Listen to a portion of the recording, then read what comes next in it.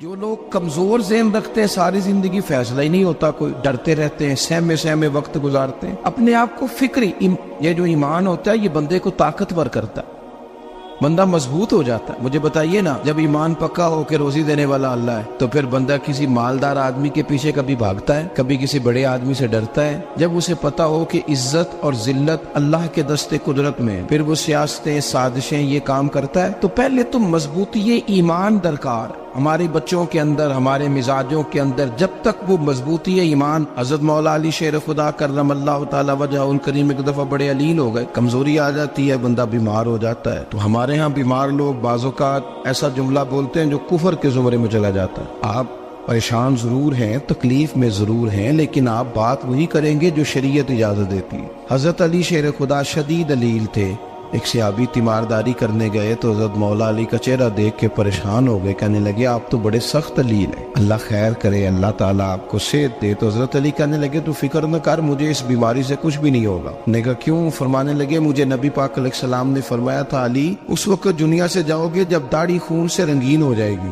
تو اس کا مطلب ہے میں خنجر کے وار کے ساتھ شہید کیا جاؤں گا، میں بیماری سے دنیا میں نہیں جاؤں گا، میں یہ بیماری سے مجھے کچھ بھی نہیں ہوگا، اللہ مجھے شفا دے دے گا، چونکہ حضور نے فرمایا کہ ساڈے نبی دی زبان ساڈے واسطے قرآن۔ تو سب سے پہلے تو اپنے ایمان کے اندر، توکل کے اندر مضبوطی پیدا کرے۔ مسلمان دیکھو نا، نماز پڑھنے سے روزی میں برکت ہوتی ہے، تو پھر اس کا مطلب یہ ہے کہ جب ٹائم آئے نا نماز کا تو گاہک جتنے مرضی کھڑے ہوں پھر دکان بند کرنی چاہیے، پھر نماز پڑھنی چاہیے، کیونکہ روزی تو اللہ نے دینی ہے، گاہکوں نے تو دینی۔ تو سب سے پہلے ضروری ہے مضبوطی ایمان، توکل، اللہ کی ذات پر بھروسہ۔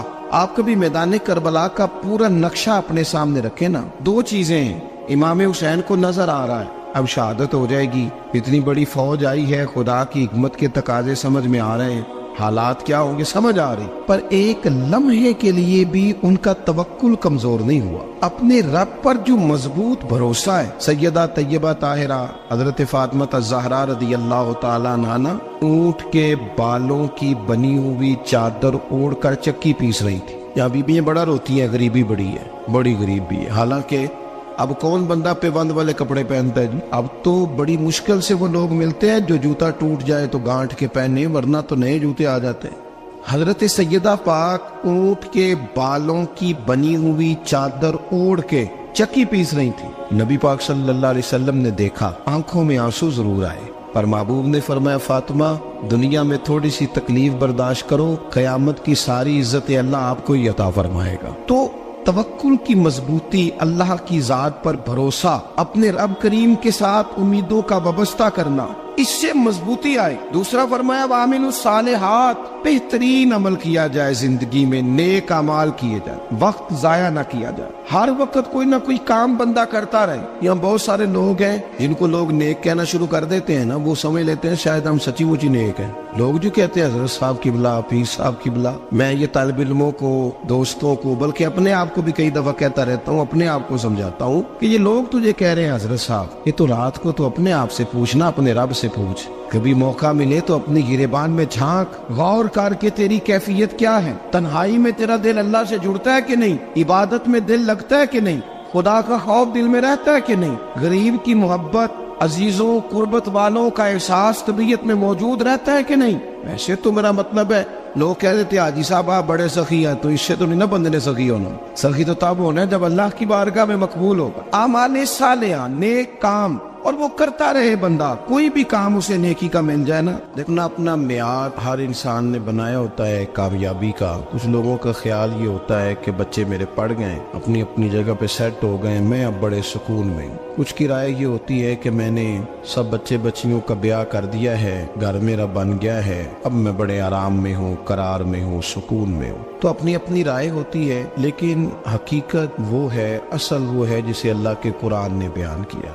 اللہ کریم نے فرمایا والعصر، اے محبوب علیہ السلام ہمیں آپ کے زمانہ مبارکہ کی قسم ہو، ان الانسان لفی خسر، فرمایا بے شک انسان خسارے میں، نقصان میں۔ اپنے تئیں کوئی دعویٰ کر لیتا ہے، آپ دیکھتے ہیں کہ بہت سارے لوگوں کے دعوے اپنے اپنے ہوتے ہیں نا۔ کسی بھی طالب علم سے آپ پوچھیں پیپر دے کے آئے تو پیپر کیسا ہوا ہے، تو کیا کہتا ہے؟ جب کینڈیڈیٹ الیکشن لڑتے ہیں تو رات کو جب وہ سوتے ہیں تو سارے جیت کے ہی سوتے ہیں، ان کو سب یہی کہتے ہیں کہ لوگ سارے تیرے ساتھ ہی ہیں. حالات یہ جتنے بادشاہ حکمران ہوتے ہیں ان کے بگڑنے کی بنیادی وجہ ہوتی ہے کہ یہ خوش فہمیوں میں مبتلا ہوتے ہیں. ہم میں سے بھی ڈھیر سارے لوگ ہیں جو خوش فہمیوں میں مبتلا ہیں. کچھ کہتے ہیں جناب ہماری نسبت بڑی تگڑی ہے. بھئی نسبت تو امام حسین سے تگڑی تو کسی کی نہیں نا. تو ساری رات نماز پڑھتے تھے, روزے رکھتے تھے, اللہ کو یاد کرتے تھے. آپ خالی نسبت پر بیٹھ کر عمل چھوڑ جائیں تو یہ کیسے ممکن ہے؟ تو اپنے اپنے تئیں لوگوں نے معیار کامیابی کے قائم کر لیے ہیں. اللہ فرماتا ہے کہ محبوب مجھے قسم ہو زمانے کی انسان نقصان میں. یہ دن بدن جو وقت گزار رہا ہے تو اس کا نقصان, اس کا خسارہ, اس کا گھاٹا بڑھتا جا رہا ہے روز نقصان میں. کتنا کتنا عمر کا حصہ لوگوں نے ضائع کر دیا. کتنے کتنے بہترین لوگ تھے لیکن روزی روٹی کے پیچھے وقت سارا برباد ہو گیا. یہ رزق حلال کے لیے دوڑ دھوپ ہو وہ تو بڑی بات, لیکن تکبر کے لیے اور خواہشات, بیجا خواہشات کی تکمیل کے لیے, ایک دوسرے سے آگے بڑھنے کے لیے بڑا وقت ضائع کیا لوگوں. اچھا کوئی بھی نہیں جیتا, خاندانوں میں بھی کوئی نہیں جیتا, برادریوں میں بھی کوئی نہیں جیتا, پر لڑائی ساری زندگی کی ہے. میں نے آگے گزرنا, میں نے آگے, حالانکہ کوئی کسی کو جیتنے دیتا ہی نہیں. اپنے اپنے تئیں لوگوں نے معیار قائم کیے کامیابی کے. اللہ فرماتے ہیں بے شک انسان نقصان میں ہے, لیکن جس میں 4 خوبیاں پائی جائیں اللہ کا قرآن کہتا ہے وہ بندہ کامیاب ہو. کون کون سی؟ الا الذین آمنوا. سب نقصان میں نہیں سوائے ان لوگوں کے جو ایمان لائے. سب سے پہلے کیا کرے؟ ایمان ہو اس کے پاس, مضبوط ایمان. وعملوا الصالحات, اور ایمان بھی لائے اور نیک کام بھی کرے. اور صرف نیک کام نہ کرے, وَتَوَاصَوْا بِالْحَقِّ, لوگوں کو حق بات کی نصیحت بھی کرے. اور ظاہر ہے سچ بولے گا, حق بولے گا تو بڑے لوگوں کے مفادات کو ٹھیس پہنچے گی, کچھ لوگوں کو تکلیف بھی ہوگی. تو اب جب تکلیف ہوگی تو پھر مصیبت بھی آئے گی. تو اگر حق بات کہنی ہے تو پھر کیا کرے؟ وَتَوَاصَوْا بِالصَّبْرِ, اور ایک دوسرے کو صبر کی بھی وصیت کرے. 4 چیزیں پائی جائیں, ایمان, اعمال صالحہ, حق کی نصیحت, اس رستے میں آنے والی تکلیف پر صبر. اگر یہ 4 چیزیں میسر آتی ہیں تو اللہ کا قرآن کہتا ہے بندہ کامیاب ہے. اور اگر یہ 4 چیزیں نہیں تو پھر کوئی بندہ جتنا مرضی دعویٰ کرے, جتنا مرضی شور کرے, جتنا مرضی اعلان کرے, وہ کامیاب ہو سکتا. سب سے پہلے تو اپنا ایمان پکا کرے. یہ جو کچی پکی باتیں کرتے ہیں نا لوگ, مسلمان جو ہوتا ہے نا, مسلمان وہ لاوارث نہیں ہوتا, وہ وارث والا ہوتا ہے. اس کا رب ہر وقت اپنی رحمت سے اس کی حفاظت کرتا ہے. مسلمان ہر وقت نبی پاک علیہ السلام کی نگاہ کرم میں رہتا ہے. اسے کمزور باتیں نہیں کرنی چاہیے کہ میرے کو پیچھے چڑھ گیا تو پتہ نہیں کیا ہو جائے گا, برادری مخالف ہو گئی تو پتہ نہیں کیا ہو جائے گا, سچ بول دوں گا تو لوگ پتہ نہیں مجھے مار دیں گے. ایسا ہو نہیں سکتا. چھری حضرت ابراہیم چلائے بھی نا تو حضرت اسماعیل کے حلق پہ چلنا اس نے تب بھی ہے جب اللہ حکم کرے گا. تو اللہ کی حکمت ہوگی, حکمت الہی ہوتی ہے تو کوئی کام ہوتا ہے, ورنہ ہوتا. تو اپنی طبیعت میں مضبوط ایمان, توکل, اللہ پہ بھروسہ, مضبوطی افکار کی, کچی باتیں نہیں. دیکھو نبی پاک صلی اللہ تعالی علیہ وسلم نے فرمایا نیکی کو کبھی حقیر نہیں سمجھنا, کبھی حقارت سے نہیں نیکی کرنی کہ یہ بڑی چھوٹی ہے تو میں اس کو کروں. اب فرمایا کبھی حقیر نہ سمجھنا, نیکی کا کام جو بھی ملے کر دینا. فرمایا اگر بھائی سے مسکرا کے ملو گے بنا تو اس پر بھی اللہ تمہیں صدقے کا ثواب عطا کرے گا. ہم تو اس دین سے کے ماننے والے ہیں جو کہتے ہیں تو گلی سے روڑا اٹھا دے, کانٹا اٹھا دے, کسی کی تکلیف دور کر دے, کسی اس پر گنجائش کر دے, کسی کے لیے آسانی کر دے. جو بھی خیر کا کام میسر آئے پورے دن میں اسے چھوڑے نہیں. صبح گھر سے نکلے, وہ ایک صحابی تھے, غالباً تابعی تھے, تو بازار جاتے اپنے غلام کے ساتھ تو سارا بازار گھوم کے واپس آ گئے. خادم نے کہا جناب کو نہ کوئی خریدا نہ کچھ بیچا, تو آپ سارا بازار گھوم کے آ گئے. فرمانے لگے تیرا کیا خیال ہے؟ میں نے کچھ بھی نہیں کیا. کہا جناب پھر کیا کیا ہے؟ فرمانے لگے تم نے دیکھا جو بندہ بھی گزرا میں نے اس کو کہا السلام علیکم, تو کتنی کو نیکیاں میں جمع کر کے آ گیا ہوں.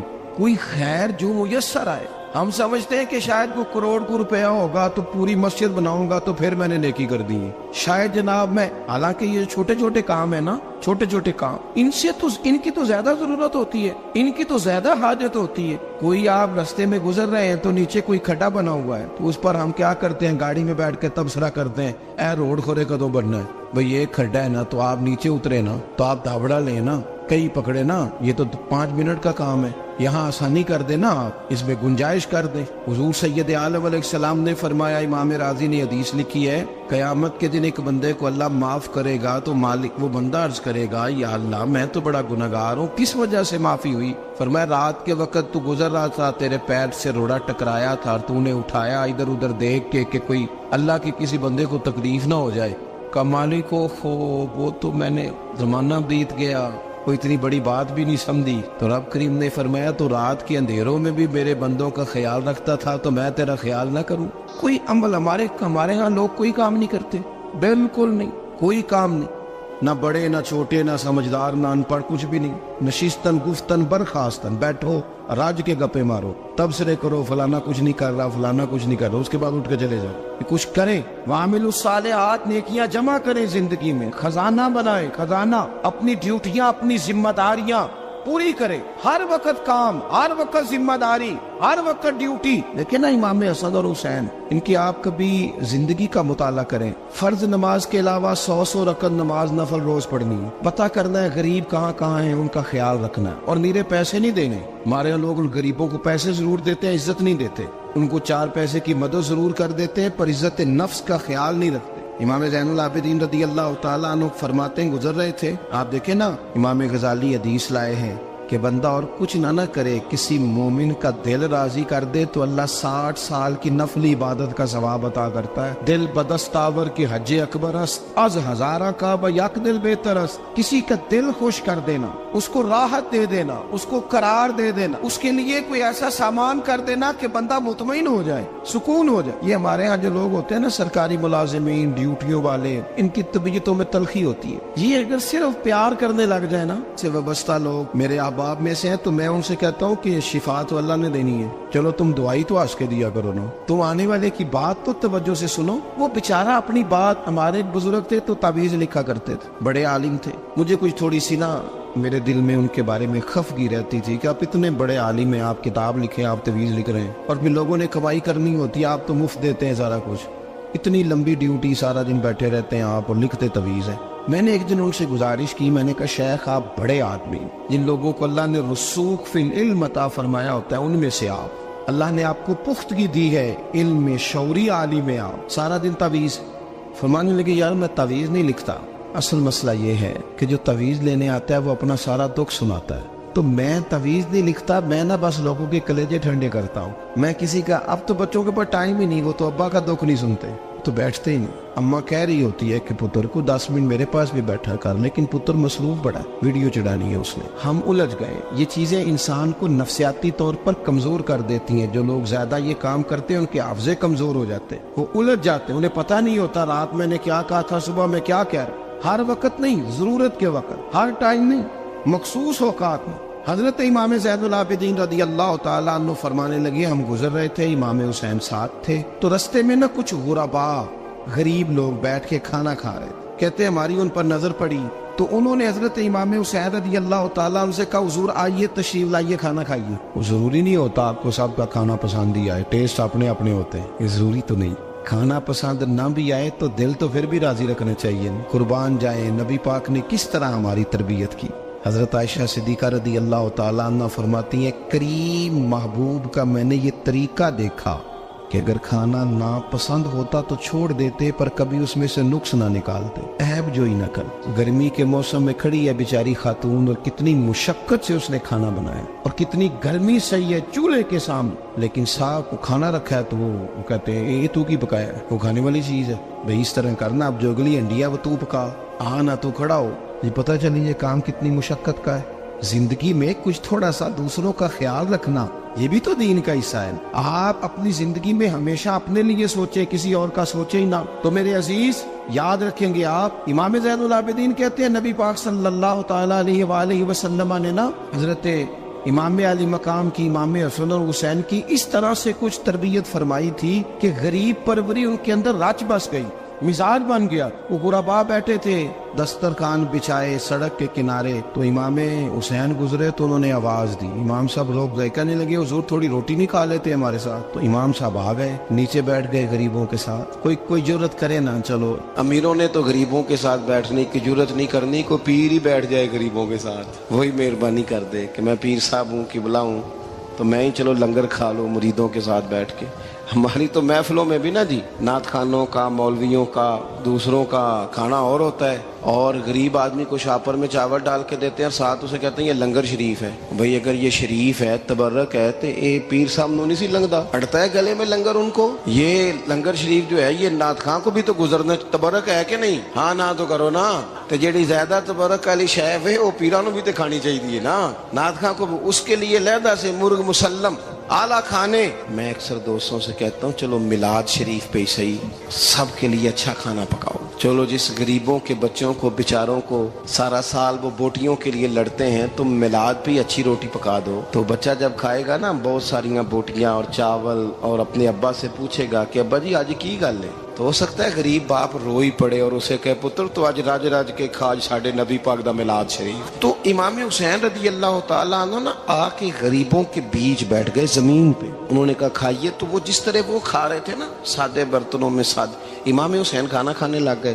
میں نے کہا خیر کا کام کوئی بھی ملے اسے ضائع, چلو اور کچھ نہیں کر سکتے تھے, کسی کو سڑک ہی پار کرا دے نابینا کو, چلو اور کچھ نہیں کر سکتے تو آپ کو پتا ہے کہ سامنے والا بوجھ لے کے گزر رہا ہے, آپ تھوڑا سا ہٹ جائیں روڈ سے, اسے گزر لینے دیں. کوئی تو کام زندگی میں کوئی ارادہ تو خیر کا بندہ کرے. امام حسین بیٹھ گئے, ان کے ساتھ روٹی کھائی. تھوڑی دیر کے بعد اجازت لی, فرمایا جاؤں؟ کہنے لگے حضور اور کھائیے. فرمانے لگے میں تو ابھی روٹی کھا کے آیا تھا اور آج تک ایسا نہیں ہوا کہ دوبارہ کھانا کھاؤں. ایک لقمے کی بھوک نہیں تھی, جتنا بھی کھایا ہے نا یہ تمہارا دل خوش کرنے کے لیے کھایا ہے.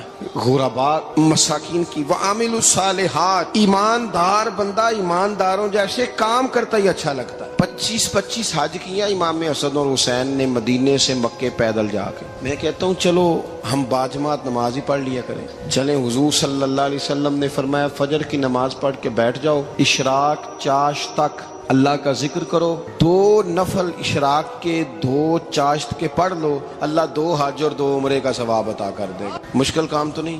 اہل بیت نے ہمیں سبق یہ پڑھایا ہے, حضور کے اصحاب نے ہمیں سبق یہ پڑھایا. تیسری بات فرمایا وتواصوا بالحق, صرف یہ نہیں کہ تم نماز پڑھ کے تو بیٹھ جاؤ, تم نے نا بے نمازی کو نماز کی دعوت بھی دینی ہے. مظلوم پر ظلم ہوتا رہے اور کونے میں چپ کر کے بیٹھے نہیں رہنا, بلکہ اگر ہاتھ پکڑا جا سکتا ہے تو ظالم کا ہاتھ پکڑنا ہے. نبی پاک علیہ الصلوۃ والسلام نے فرمایا اپنے بھائی کی مدد کرو چاہے وہ ظالم ہو یا مظلوم ہو, بھائی کی مدد کرو چاہے ظالم ہو یا مظلوم ہو. تو صحابہ نے عرض کی یا رسول اللہ صلی اللہ تعالی علیہ وسلم یہ مظلوم کی مدد تو سمجھ میں آتی ہے, یہ ظالم کی مدد کیسے کریں؟ نہیں سمجھ آ رہی ہے آپ کو بات؟ یا رسول اللہ صلی اللہ تعالی علیہ وسلم مظلوم کے ساتھ کھڑا ہونا تو ہماری عقل میں آ گیا, تو ظالم کی مدد کیسے کرنی ہے؟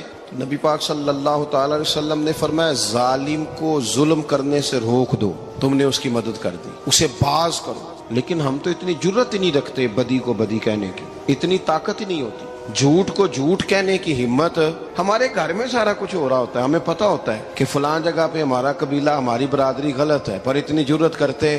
ہم سچ بولتے ضرور ہیں پر دوسروں کے بارے میں, اپنے بارے میں سچ بولنے کو تیار نہیں ہوتے.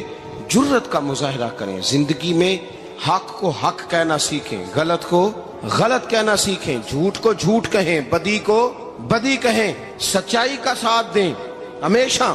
ہم نے جب تک دیکھو نا ظلم ہوتا رہے, زیادتی ہوتی رہے, اپنا دروازہ اندر سے بند کر لو, پتر باہر نہ جانا. کیوں جی؟ باہر اس پہ ظلم ہو رہا ہے, ان کے گھر آگ لگی ہے, کوئی ہمارے گھر تو نہیں نہ لگی. یاد رکھنا پڑوسیوں کی آگ نہ بجھاؤ گے تو اپنے گھر بھی آ جائے گی. اگر مظلوم کا ہاتھ نہیں پکڑو گے تو ظالم دلیر ہو جائے. اور ہمارے جتنے بھی بزرگ گزرے انہوں نے ظالموں کو ظالم کہا. امام احمد بن حنبل نے جیل کاٹی, امام اعظم ابو حنیفہ نے جیل کاٹی. آج کل لوگ کہتے ہیں مولانا صاحب آپ نے نا جناب غلط کو غلط نہیں کہنا, سیاست کی بات نہیں کرنی. کیوں جی؟ کس لیے نہیں کرنی؟ سیاست تو تدبیر کا نام ہے. بنو اسرائیل میں جتنی بھی تدبیر ہوتی تھی وہ سارے انبیاء کیا کرتے تھے. کیوں نہ بات کریں؟ یہ جن کرسیوں پہ آج تم نے ظالموں جابروں کو بٹھایا, یہ کرسی تو حضرت ابوبکر صدیق جیسے لوگوں کی ہے, یہ تو حضرت عمر جیسے لوگوں کی سیٹ ہے, حضرت عثمان غنی جیسے لوگوں کا کام ہے, مولا علی جیسے لوگوں کا کام ہے. غلط جگہوں پہ غلط لوگ بٹھا دی اور پھر جھوٹے کو جھوٹا بھی نہ کہیں، ظالم کو ظالم بھی نہ کہیں۔ ہم سے نہ رقم ہوں گے قصیدے یزید کے، کیونکہ ہم لوگ تو حسین کے سیرت نگار ہیں۔ یہ کیا بات ہوئی، آپ سچی بات ہی نہ کریں، کلمہ حق کہیں، ہمیشہ کھری بات کہیں، سچی، گرچہ اپنا نقصان ہو، حق کے ساتھ کھڑے ہونا سیکھیں۔ وتواصوا بالحق، ساری آسانی تھی، امام حسین کو کوئی مسئلہ نہیں تھا، آرام سے بیٹھے تھے۔ آج کتنے موجوں میں بیٹھے ہیں، پیر صاحبان، مولوی صاحبان، خطیب صاحبان، سیاستدان، وڈیرے، موج لگی ہوئی ہے، کسی کو کچھ نہیں کہنا، کچھ کہیں گے تو پھر بندے مخالفت کریں گے۔ تو امام حسین مسجد نبی میں جمعہ پڑھاتے تھے، چپ کر کے بیٹھے رہتے، حضور سید عالم علیہ السلام کے مزار انور کے پاس بیٹھے تھے، بیٹھے رہتے۔ لیکن امام حسین نے فرمایا ظالم حکمران بنے تو وہ قوموں کو تکلیف دیتے ہیں، وہ ملی نقصان کرتے ہیں، وہ امت کا چہرہ مہرہ بگاڑ کے رکھ دیتے ہیں، لہذا کھڑے ہونا پڑتا ہے، کلمہ حق کہنا پڑتا ہے، الہ کلمت الحق کے لیے نکلنا پڑتا ہے۔ آپ اپنی زندگی کے اندر سچی بات کرنا سیکھیں۔ الیکشن کے دن آ گئے، میرے ایک بڑے محبت والے ساتھی تھے، وہ آ گئے ووٹ کے لیے۔ ویسے بھی یہ جو بیماری ہمارے ملک میں نا جی، ہمارے ہاں حکمران بعضوں کا کہتے ہیں اوے ہو جی جمہوریت بڑی ضروری ہے۔ وہ بھی کس مصیبت کا نام ہے جمہوریت؟ اقبال تو کہتے ہیں کہ یہ وہ چیز ہے کہ جس میں پتہ ہی کوئی نہیں ہوتا، پڑھے لکھے ان پڑھ کا، چھوٹے اور بڑے کا، سیانے اور بیوقوف کا۔ جمہوریت وہ طرز حکومت ہے کہ جس میں بندوں کو گنا کرتے ہیں، تولا نہیں کرتے رہتے ہو ہر وقت۔ قوم کو اس کا حق ملنا چاہیے، غریب کی مدد ہونی چاہیے، انصاف ملنا چاہیے۔ باقی یہ تمہاری کہانیاں ہیں ڈکٹیٹرشپ اور جمہوریت، اور ہمیں تمہاری سمجھ بھی نہیں آتی۔ ہر ڈکٹیٹر کے ساتھ ہوتے ہو، باتیں جمہوریت کی کرتے ہو، جہاں تمہارا دل کرتا کھڑے رہتے ہو۔ ہمیں تو کوئی اس سے غرض نہیں، کام ہونا چاہیے۔ بلکہ جو لوگ قوت نافذہ رکھتے ہیں انہیں سمجھنا چاہیے کہ ملک کی بھاگ دوڑ ہمیشہ مضبوط ہاتھوں میں رہے، اور وہ اس طرح کا نظام وضع کریں، مل بیٹھیں سارے ادارے کہ غریب کی سنی جائے۔ وہ مجھے بڑی اچھی طرح یاد ہے جب وہ ایک حکومت ختم ہوئی اور جو ایک فوجی رہ کے گئے تھے 11 سال، ان کی حکومت آئی تو میں باہر نکلا تو ایک بزرگ تھے، وہ صبح صبح ناشتہ بیچا کرتے تھے ہمارے علاقے میں، چاول اور چنے بنے۔ تو میں نے ان سے کہا بزرگوں پتہ لگا جی رات دی حکومت بدل گئی ہے۔ تو فرمان لگے پتر جیڑا مردی بھی آ جائے، میں تو یا چاول بیچ کے روٹی کھانی، ہمیں تو ان سے غرض ہی نہیں، اللہ جانے کون آیا کون گیا، تو کھیل تماشا بنایا ہوا ہے۔ تو جھوٹے کو جھوٹا کہیں۔ میرے ایک دوست ہیں الیکشن لڑتے ہیں، مجھے ایک دفعہ آ کے کہنے لگے آپ نے کبھی ووٹ نہیں ڈالا، اس دفعہ ضرور ڈالیں۔ میں نے کہا نہیں ڈالتا میں۔ کہنے لگے ووٹ قوم کی امانت ہے، تو میں نے کہا امانت کسی بے ایمان کو دے دوں؟ امانت تو امانت دار کو دی جاتی، نہیں سمجھے آپ بات؟ یہ سارے کہتے ہیں نا ووٹ قوم کی، تو امانت کس کو دینی چاہیے؟ صحیح بتاؤ۔ چلو ہوں تسی بولنا نہیں، بس دل وچ گل رکھنی، دل وچ دیندے ویسے امانت دارا نہیں ہونا۔ نہیں میں نے کہا بولنا نہیں، ہمیں کسی کو پتہ نہ لگ جائے، دیتے ویسے امانت داروں کو ہی ہو نا۔ یہ اپنے دل سے پوچھو، فیصلہ لو، اللہ سے ڈرو۔ ظالم کا مددگار ظالم ہوتا ہے، ظالموں کا مددگار ظالم ہوتا ہے۔ وہ تیرے میرے ووٹ پر جیت کر جب ظلم کرے گا تو پھر کون ہے جو یہ دعویٰ کرے گا کہ جناب میں ظالم کا مددگار نہیں؟ سوچو سمجھو، غور کرو۔ امام حسین رضی اللہ تعالیٰ عنہ نے فرمایا سچ کو سچ کہیں گے، جھوٹ کو جھوٹ کہیں گے۔ یہ نہیں ہو سکتا کہ جناب ظلم ہوتا رہے اور چپ رہے۔ اور یہ سبق کہاں سے پڑھا انہوں نے؟ مولا علی شیر خدا سے۔ جب حضرت عثمان غنی رضی اللہ تعالیٰ عنہ پر بلوائیوں نے حملہ کیا نا، تو چونکہ حضرت عثمان غنی خالو تھے امام حسن اور حسین کے، حضرت عثمان خالو ہیں، سگے خالو ہیں، تو حضرت مولا علی شیر خدا نے یہ نہیں کہا کہ پتر اتنے بندے آ گئے ہیں، تلواریں ہیں، محاصرہ ہے، باہر نہ نکلنا، بلکہ حضرت مولا علی نے خود اپنے دونوں بیٹوں کو تلواریں پکڑائیں اور حضرت عثمان غنی کے دروازے پہ کھڑا کر کے کہا پتر خیال رکھنا تمہارے ہوتے ہوئے کوئی بھی شخص حضرت عثمان غنی کا دروازہ نہ کراس کر پائے۔ خود اپنے بچوں، ہر جنگ میں حضرت علی ساتھ لے کے جاتے تھے۔ ہم تو بچوں کو دلیری سکھاتے ہی نہیں، بزدل۔ اور کچھ ہمیں بابے مل گئے، وہ کہتے ہیں منڈے نو سایا ہے، میں کہ بابے نو آپ سایا ہے، انہوں بھی کرو دم کراؤ، اس کو نظری سایہ آتا ہے۔ کیسے نادانوں سے پالا پڑ گیا۔ کیا ہوتا ہے وہ سایہ؟ اچھے بھلے سیانے نوجوان بتی بند کر کے اندر لیٹا ہوا ہے بچہ، بابا کہہ گیا انہوں سایا ہے، بابا کہڑا کہہ گیا جڑا باہر روٹی لین آیا سی، بھی ایڈی پہنچی سرکار ہوندی تے ٹکر ہی گھر کھا لیندی۔ لوگوں کے قسمت کا حال بتاتا ہے، اپنی اتنی خراب ہے کہ مانگتا پھرتا ہے۔ کیا مذاق بنایا ہم نے اپنے ساتھ۔ تھوڑے سمجھدار ہو جائیں، ہر بندے کی بات کا اثر قبول نہ کیا کریں۔ مومن کے پاس طاقتیں ہوتی ہیں، جو جدھر لگاتا ہے چپ کر کے لگ جاتے ہو۔ ان الذین قالوا ربنا اللہ ثم استقاموا تتنزل علیہم الملائکہ، اللہ کہتا ہے تو ڈٹنا سیکھ، رب کا نام لے کے ڈٹ جا، رب تیری مدد کے لیے فرشتے بھی نازل کر دے گا۔ فرمایا یہ نبی مومنوں کے جانوں سے بھی زیادہ قریب ہے۔ ہم بڑا عام لفظ بولتے ہیں کہ فلاں چیز میرے دل کے بڑی قریب ہے، میری سوچ کے بڑی۔ جو لوگ دل کے قریب ہوتے ہیں ان کے پاس اٹھنے بیٹھنے کو دل کرتا ہے۔ تو اللہ کریم نے قرآن پاک میں فرمایا کہ یہ پیغمبر صلی اللہ علیہ وسلم تمہاری جانوں سے بھی تمہارے قریب ہے۔ اور حضور نے وضاحت کر دی، نبی پاک نے وضاحت کر دی۔ حضور نے فرمایا لا یؤمن احدکم حتی اکون احب الیہ من والدہ وولدہ والناس اجمعین، او کما قال نبی صلی اللہ علیہ وسلم۔ فرمایا تم میں سے کوئی اتنی دیر تک مومن ہو ہی نہیں سکتا جب تک ہر چیز سے بڑھ کر مجھ سے پیار نہ کرے۔ ایک مثال دے لوں، بات آسان ہو جائے گی۔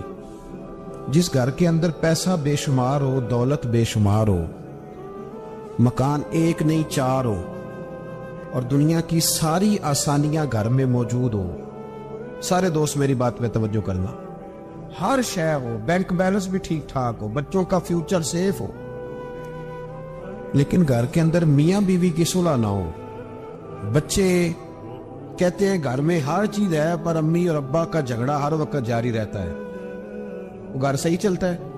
آپ نے بولنا اس لیے نہیں کہ یہ باتیں لوگ، یہ گھر کے اندر کی باتیں ہیں نا۔ حالانکہ پاکستان کا تجزیہ یہ ہے کہ 95% میاں بیوی کے حالات ٹھیک نہیں۔ پاکستان یہ سرکاری اعداد و شمار ہے، 95% گھروں میں اختلاف رائے۔ یہ بات ذہن میں بٹھا لیں کہ میاں بیوی کا اگر اتفاق نہیں نہ ہوتا تو وہ کہیں کہ گھر میں کوئی بھی خوشی رہے گی تو یہ ممکن ہی نہیں، یہ سوال ہی نہیں پیدا ہو۔ 6 بچے ہوتے ہیں اور شادی کو 24 سال گزر جاتے ہیں، پھر بھی طلاق ہو جاتی ہے، اس لیے کہ میاں بیوی کے لیے سب سے ضروری چیز آپس کی محبت ہے۔ اور یار کیا خوبصورت انداز ہے میرے رسول پاک علیہ السلام کا، جتنی شاندار طبیعت حضور نے مولا علی شیر خدا کی تھی اتنی کوئی کر سکتا ہے؟ اور جتنی اعلیٰ ترین تربیت اور حسن سیدہ فاطمہ کو اللہ نے دیا کسی اور کو مل سکتا ہے؟ لیکن میرے نبی پاک علیہ السلام نے ان کی شادی کے بعد ان کو اکٹھے بٹھا کے ان کے سر آپس میں جوڑ کے ہاتھ اٹھا کے دعا کی تھی کہ اے اللہ ان کے درمیان محبت پیدا فرما دے۔ میاں بیوی کے درمیان جو سب سے اہم چیز ہے وہ محبت ہے۔ بچے کہتے ہیں ہم کدھر جائیں، ابا کی سنیں کہ اماں کی سنیں؟ اور اکثر گھروں میں بچوں کی تربیت رک جاتی ہے اس لیے کہ میاں بیوی کا سلوک نہیں ہوتا، تباہی اتر جاتی۔ گھر کے اندر ہر شے ہے پر ان کا پیار نہیں۔ پتہ یہ چلا کہ گھر میں محبت نہ ہو تو گھر نہیں چلتا۔ اگر محبت کے بغیر ایک گھر نہیں چل سکتا تو محبت مصطفیٰ کے بغیر دین کیسے چلے گا؟ گھر نہیں چلتا میرے بھائی، ٹوٹ جاتا ہے، بکھر جاتا ہے۔ سارا کچھ ہونے کے باوجود میں نے مردوں کو روتے ہوئے دیکھا ہے، عورتیں تو روتی ہیں، میں نے مردوں کو روتے ہوئے دیکھا۔